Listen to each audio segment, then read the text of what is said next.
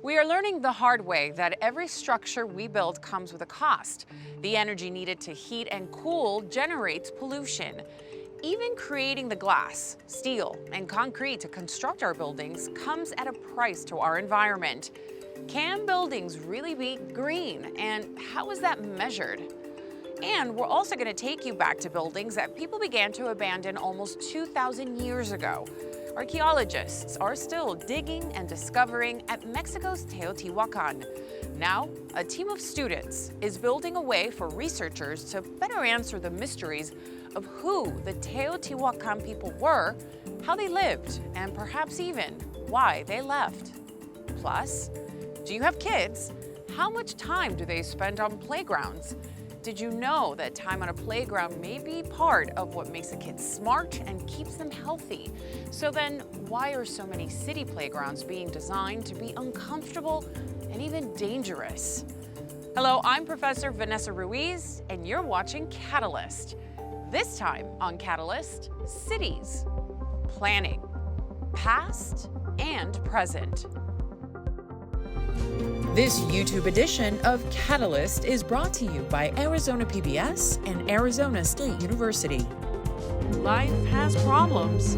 Science turns them into questions that can lead to solutions and even innovations. This is Catalyst, shaping the future through science research at Arizona State University. The people who enter Granite Reef Senior Center bring the facility to life. But the Senior Center's building also makes it special. Granite Reef was the first sustainable senior center in Arizona. Energy consumption and the materials used in construction both influence the sustainability of a building. The U.S. uses design standards known as the Leadership in Energy and Environmental Design, or LEED, to certify and rank green buildings. The Granite Reef Senior Center is gold certified by LEED. When it comes to designing buildings, it's first and foremost we need to pay attention to the environment and how the building sets within that environment. Architect Jan Laurent designed the building to be functional and sustainable. So an arid desert building is something that's going to be different than, say, something that's in an alpine climate. You're going to handle things in a different fashion. We have massive structural elements like that masonry wall that you see behind me inside the building. And 1 cubic foot of that wall weighs as much as you do. It's a central component, so it's basically has a temperature that's in the range of about 70, 74 degrees, depending whether it's summer or winter, once you set that temperature. So it sets a stability in terms of that temperature grading across the course of any given day. And that makes people more comfortable. It's easier to manage those temperatures. So in the summer months, when the sun is high in the sky, shading the glass is quite effective. Using north glass so we bring daylight in. People forget when you have light fixtures on, they're hot. And that heat is something that you have to cope with when it comes to those summer months. So the more daylight you can use, the better. But it needs to be shaded glass as opposed to the bright glare that you have and the heat gain that you have when the glass is not shaded. So that's one of the hallmark features of the building. By contrast, when it's winter time, the sun is a little bit lower in the sky, allowing that sun to penetrate into the building itself, allows you to warm the occupants, to warm the floor, to warm the masses that are there. And that makes it, again, more comfortable. You're letting the sun do a lot of the work for you. Americans spend an average of 90% of their lives indoors, according to the Environmental Protection Agency. Researchers at ASU are looking for ways to make those buildings more sustainable. It's about 50% of all the energy generated in the United States go to buildings, either in the construction of buildings or in the occupancy of buildings. And that's a lot of energy, and it's much higher than a lot of other countries. And so we had a responsibility to kind of look at the resource issues. And what green building is trying to do is minimize the impact of resource and energy uses that we have in the building sector in this country. Can we do a better job at recycling buildings and repurposing buildings? And there's a lot of very interesting ideas emerging in that area as well. This building has been recycled. It used to be a nursing school. Now it's a school of sustainability. We try to get more life out of our buildings, which is a very sustainable idea. ASU tracks energy consumption for all of its facilities and has 52 LEED certified green buildings. So we're now using those buildings as laboratories. We're getting data back from those buildings, particularly energy performance data, and we're doing that for all our campus buildings. So we have every couple of seconds we get data back from our buildings, and we have that on a web page, and we can evaluate how well a building's performing on today, last week, last month, last year, and we can compare them to other buildings, come up with better requirements. Just down the street from the ASU Sustainability School is the Tempe Transportation Center. It has the highest green rating a building can receive from LEED. This is a really exciting building. It was the first of its kind for Tempe, and we did receive the platinum rating for LEED. On the east side of the building, we have what's called an exterior scrim. Basically, it's retractable exterior outdoor blinds. Based upon where the sun's at in the day, we can have them lowered to minimize the amount of glare and sunlight that's coming into the building, and then we can also raise them when the sun's not directly onto that side of the building and allow for more natural light to come in the building and reduce the need for artificial light inside. We are reusing traffic signal lenses as light fixtures in several of the conference room spaces, and then the cabinetry and a lot of the wood materials for desks is recycled wood and biodegradable material. The roof of the building is mostly or predominantly covered in biomaterial. So there's plant material and soil that's in the roof. Basically, it doesn't have heat retention that you might see with more traditional building structures like asphalt shingles or ceramic, where it's emanating heat that it gains during the day. It's emanating that at night. So in this case, it's an earthen material. So it cools off much quicker and allows us to have lower heating and cooling bills for the building itself. We are certainly aware of, when we designed the building, the orientation of the building so that it was maximizing hours of sun and those kinds of things. Arizona's hot summers present unique challenges in design. Too much sunlight or poor material planning can overheat a building and lead to a greater need for excessive air conditioning. You'll see building materials, metal and so forth, where a beam stretches outside and then into the building. That can be terribly problematic if it's not handled correctly. It's like having a radiator. That beam is 126 degrees outside on a hot June day, and guess what? It's 126 degrees inside the building, and you're having to cool that element. We have a tremendous air conditioning load, and so we have a tremendous peak in the afternoons, and that's a burden that we create for the utility, and the utility has to manage that, and there's all sorts of implications with that. That's our biggest problem. We're trying to address that with looking at the new technologies, looking at solar and thermal storage and electrical storage devices. So there's a lot of interesting technologies that we're trying to integrate into Arizona green buildings. Our most recent building is the Student Pavilion, and we're hoping that building will be net zero, meaning that it's generating as much energy as it's consuming. And that's a new protocol that we're beginning to use in some of these green rating systems for buildings to actually show their performances at a very high level. Well, I like to think that architecture can be sculptural. People get to live inside a sculpture that is actually the building itself. It's that combination of mixing the aesthetic with the functional that I think is really what makes for an artful kind of architecture.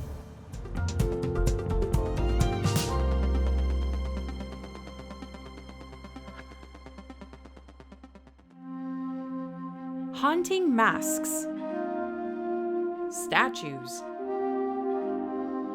ceremonial bowls, stunning necklaces, vivid murals. Archaeologists continue to reveal these buried treasures from a place called Teotihuacan. You've probably heard of the Aztecs and the Mayans, but everything that you see around me was created by the Teotihuacan civilization, which came and went before those two other cultures.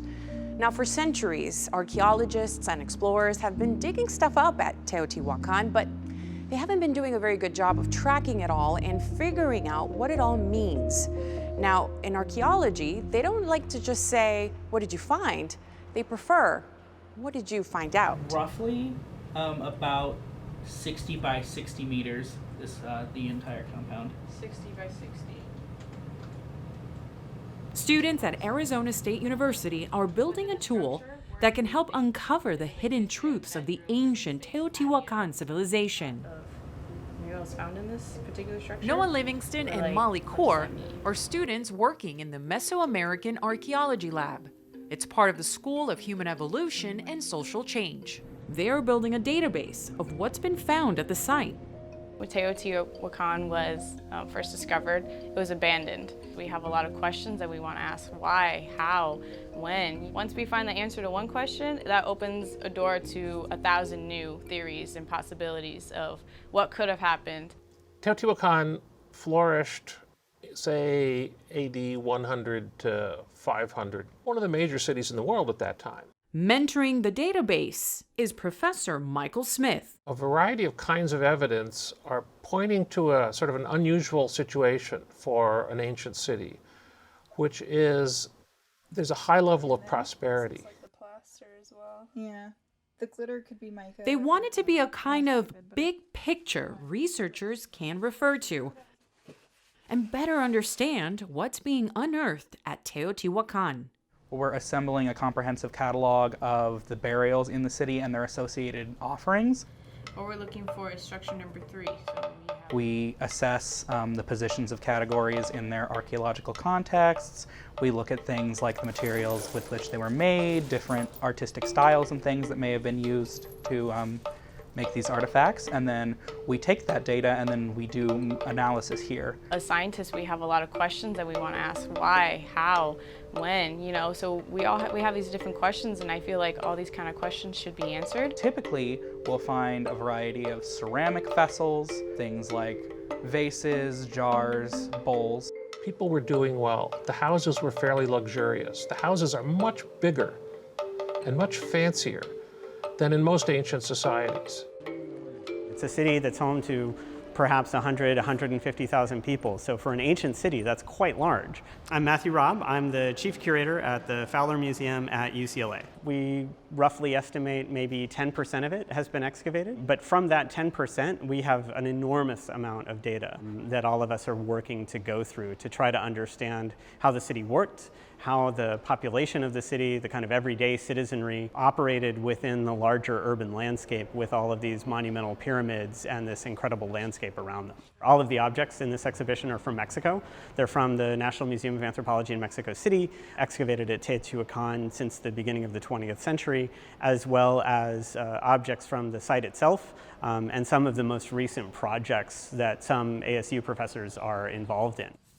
In archaeology, we have to piece together fragmentary evidence from as many sources as we can. So I thought, well, these burials might give us an additional line of evidence. Are we going to find that some have wealthy individuals and less wealthy individuals? What are the patterns going to be? So looking at how burial goods are distributed between individuals will give us a clue about social organization, wealth, and social inequality, and then we can compare that to what we're learning from the housing. Chemical residues that were spilled. We're in the process, in many cases, of understanding and interpreting those findings. First comes the archaeology, next comes the analysis. I think it's these out-of-the-way corners that could tell us more of the economy of this compound, which could be a palace or an important civic ceremonial complex. Sometimes the burials are all pretty similar. Some have a few pots, some have none, some have 10 or 20. But in a few of these residences, you have 1 or 2 burials that have hundreds of things. They just really stand out as different, a lot more stuff than the others. We think that it either is a display or a sign of wealth or power. Maybe the bigger the mural and the more colorful it is in a big structure, then we're thinking maybe they were someone of high power, someone of importance in the community. This map of the compound here.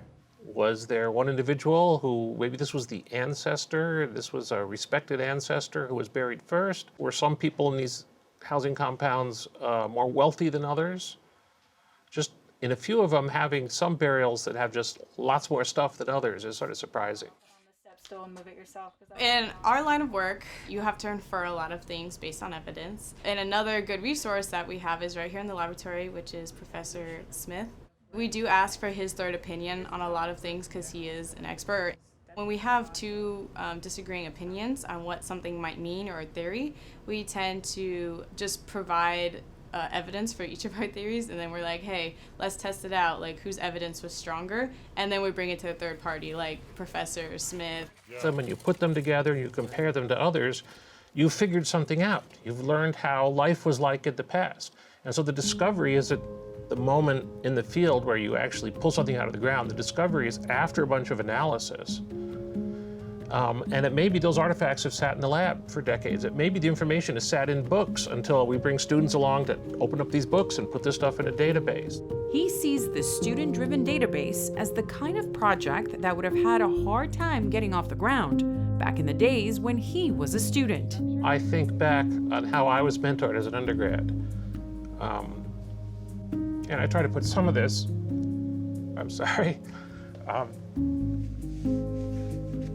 I just try to put some of this into how I deal with students today. In a lot of ways, it's very rewarding, and it's sort of taking young people who are bright and have an idea and sort of channeling it so they can make a contribution.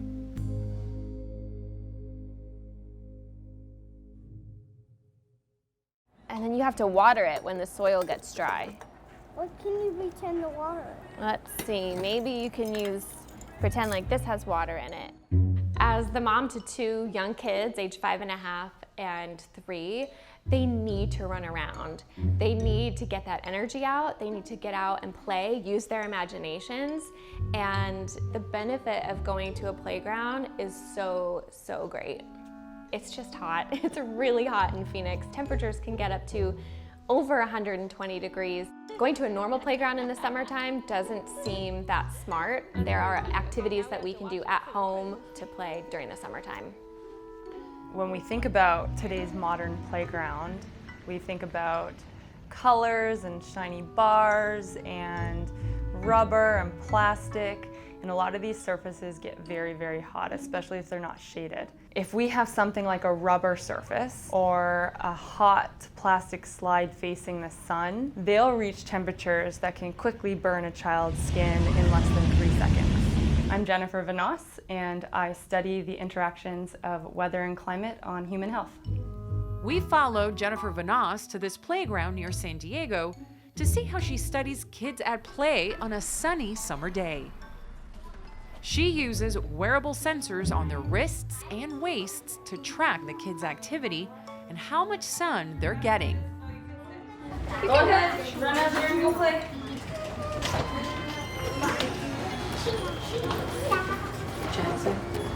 Jackson. Vanos is also monitoring the playground's microclimate. A microclimate is a very small space that's going to have distinctly different air temperature and humidity and or wind and radiation, especially than areas around it. And a good example of a microclimate is if you're walking from a hot black asphalt parking lot into a forested park. And so you've just walked from a very hot microclimate into a cooler microclimate, and we would call that a park cooling island. A very important piece of this type of research is the fact that we're studying humans within this space at the same time that we're measuring the microclimate. And so what the weather station monitors is the incoming and outgoing solar and long-wave radiation, the air temperature, the ultraviolet radiation, the relative humidity, and the wind speed. And so that portable weather station is positioned right in the middle of the playground. And then the kids put on GPS devices, heart rate monitors, and UV dosimeters. And they just play freely, and we're able to monitor their UV radiation exposure, exactly where they're playing, and their heart rate, and see where are they getting the most physical activity, where are they getting the least physical activity, and how does the park design influence their ability to get physical activity. At the time she was doing this field work, Vanos was part of a team of researchers at the University of California at San Diego. She is now at the School of Sustainability at Arizona State University. One of the main findings we found thus far with our study is that the children preferentially will spend their time under the shade of a tree. The problem is that the shade of the tree doesn't cover a very large space, so their playtime in the shade is not very active. They're mostly sitting, just kind of hanging out, walking around a little bit. When they get into the sun, they're much more active. However, they spend much less time in the sun. So let's say we were able to shade that whole playground, then we would hypothesize that they would get a lot more activity throughout their entire play period as compared when most of the playground is in sun. These images come from a camera that sees heat as different colors. Purple is colder, yellow and orange are hotter. The infrared imagery and surface temperature measurements informed us how important shade can be in keeping children safe from things like thermal burns. These black ones get up to 57.5 degrees Celsius. But what we see in our modern playgrounds is that there's very little shade, especially natural shade in trees. And if we do put in shade, it's not really covering the equipment or the areas that we want it to cover. This is an important piece of information for people who are designing playgrounds. If you think about urban planners, urban designers, knowing when it's going to be the hottest and how to angle shade so that it's providing shade on the equipment at the right times of the day, or just knowing that if you use this surface versus, let's say, wood chips, then you're potentially putting children at risk for second, third degree burns that occur quite a bit and children have to go to the emergency department for. We as adults need to be a little bit more aware of children as they're playing in these environments because they're going to continue playing even if they are overheating a little bit because they might not recognize it. But what we also notice is that when you do bring them water and then when the water is there, they'll drink it. And so being able to provide water for fragile children in playgrounds is pretty impactful as well. During the average Phoenix summer, kids face 100 days or more of 100 degrees or more. So play and shade have to go together. When the playgrounds are too hot, the kids don't play as much and the parents don't take them to those playgrounds. And so if we start to take this very valuable land and we turn it into spaces that are more conducive for active physical activity and don't result in sunburns to the kids after 20 minutes, then the likelihood of kids getting more physical activity throughout the day goes up. In the end, something that's going to provide shade in a place like Phoenix is going to be a very positive solution for protecting children from heat and radiation. Whether it's artificial shade versus natural shade, such as a tree canopy, we can start thinking about long term so that 20, 30, 40 years down the line, we have more treed spaces within the city. And the city of Phoenix is trying to get to 25% canopy cover. And public parks and even private parks and playgrounds is a good way to start trying to get to that goal.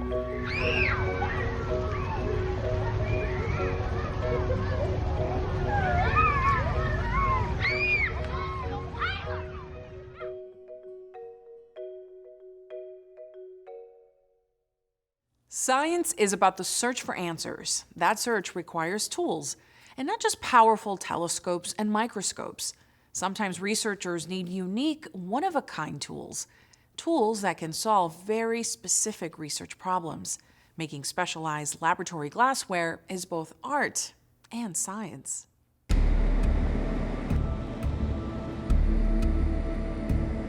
Scientific glass blowing is fairly artistic in a sense. It's heating the glass up and shaping and manipulating it to be a certain shape or a certain function, but a lot of those same principles and techniques are used in artistic glass as well. For me, it's more rewarding to do scientific glass blowing because it actually is serving a purpose and it's helping somebody with their research. I provide all of the custom scientific glass for the entire campus. People come in with a little bit of an idea of what they want, but sometimes the grad students will come in and like, I know I kind of want this end result. Can you help me figure out what kind of glass I need to get there? So over the years, I've learned different techniques and different pieces of glass that people will need for their research. I generally will start with a piece of tubing and shape that into what I need to. So I have to continually rotate the glass while I'm working on it, and that feeling of, I have to kind of gauge the feeling of when the glass is hot enough for me to be able to bend it or stretch it or shape it or what I need to do. So in learning, the learning process was very slow. And figuring out how to get my hands to move at the same pace, the same speed. If I moved one hand too fast, it would get twisted. And just being able to feel the right viscosity of the glass when I know it's ready for me to blow into it. And it gets like honey, like a texture of honey in there. It gets real drippy. If I stopped rotating the glass, it would just drip off. And I have had my fair share of burns and cuts and things. It just kind of goes with the territory. But my hands are a lot more resistant to heat than normal hands. I've teased that I have asbestos fingers because I can reach into an oven a lot and grab things at a lot hotter temperature than normal people. But yeah, glass blowing it's such a cool and rewarding thing and a career of mine.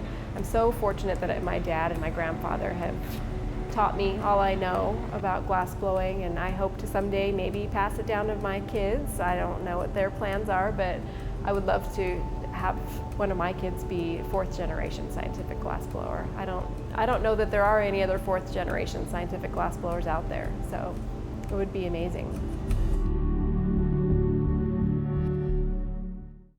I'm Professor Vanessa Ruiz, and thank you for watching Catalyst, our show about science. And because science always has new questions to answer, we'll be back soon with more stories. Catalyst is supported by Knowledge Enterprise Development at Arizona State University, advancing entrepreneurship, innovation, discovery, and knowledge for the public good.